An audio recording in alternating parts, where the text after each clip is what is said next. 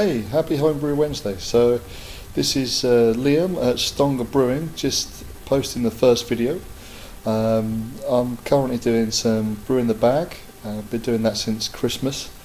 Got into brewing mainly because it's so expensive here in Norway to buy a beer.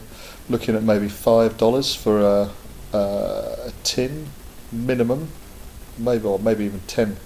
And then going all the way up to about 20 for a half decent beer or craft brew. So that's the main reason getting into home brewing.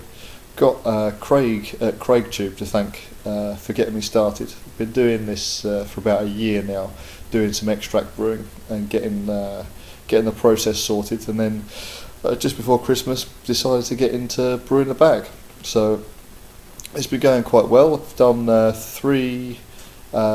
completed 3 brews now, and got another one just fermenting in the shed. The temperature over in Norway is just right for lagering in the shed at the moment, so trying a Baltic porter. So just run through the ones that I've brewed so far. First one was a WLP830. So that's a special Scandinavian beer for in the run up to Christmas.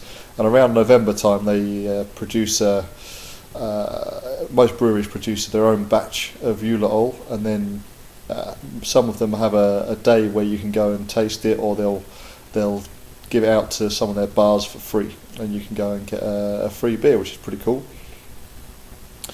Then I've tried doing an APA smash, so American Pale Ale, single malt, single hop with Maris Otter and Cascade, with WLP830 as the yeast.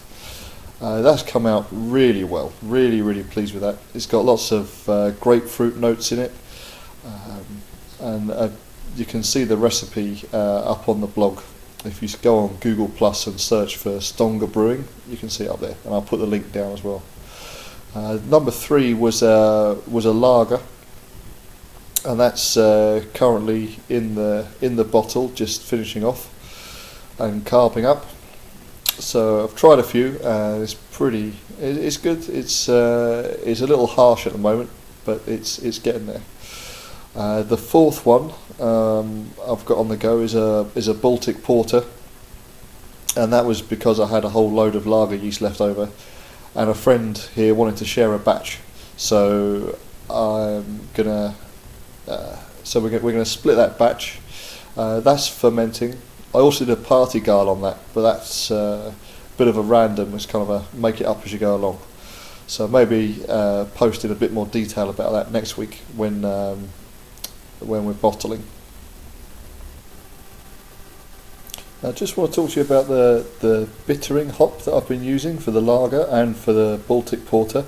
Currently using a hop called Polaris, which I haven't seen much about. It's about 19-20% alpha acid, and when you just taste a little bit of the hop pellet, it's so bitter that it stays in your mouth for a good, I don't know, half an hour or so, and you can really taste it. But the really nice thing is that because it's so high alpha acid, is that you only need maybe 10-15 grams for a 23 litre batch.